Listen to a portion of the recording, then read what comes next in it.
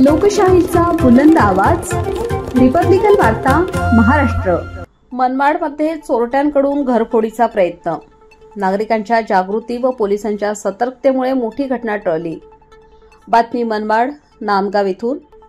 नांदगाव तालुक्यातील मनमाड येथील विवेकानंद नगर परिसरात दिनांक 17 नोव्हेंबर 2025 रोजी मध्यरात्री चोरट्यांकडून घरफोडी करण्याचा प्रयत्न झाला।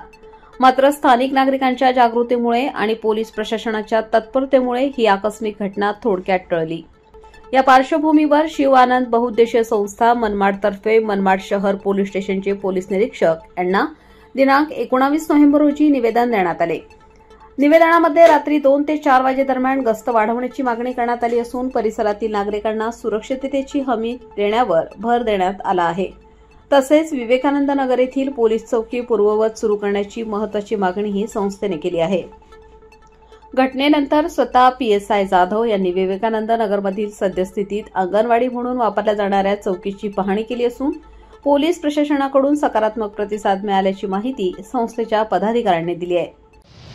आज आम्ही मनमाड पोलीस ठाणे इथे विवेकानंद नगर नंबर 2 या ठिकाणी वारंवार होणाऱ्या चोरीच्या संदर्भामध्ये PI सर, करे सर आणि API सर, जाधव सर यांच्या निवेदन देण्यासाठी आणि विवेकानंद नगरमध्ये रात्री 2 ते 4 या वेळेमध्ये पेट्रोलियम आणि पोलिसांची गस्त असावी आणि या चोरट्यांचा केंद्रबिंदू असलेल्या विवेकानंद नगरच्या रहिवाशांना दिलासा मिळावा याकरता आम्ही येथील रहिवासी आणि धर्मवीर आनंद दिघे संघटनेच्या वतीने पोलीस प्रशासनाला निवेदन दिले आणि PSI जाधव साहेब यांनी आमच्या निवेदनाचा स्वीकार करून आम्हाला दिलासा दिला की आम्ही इथून पुढे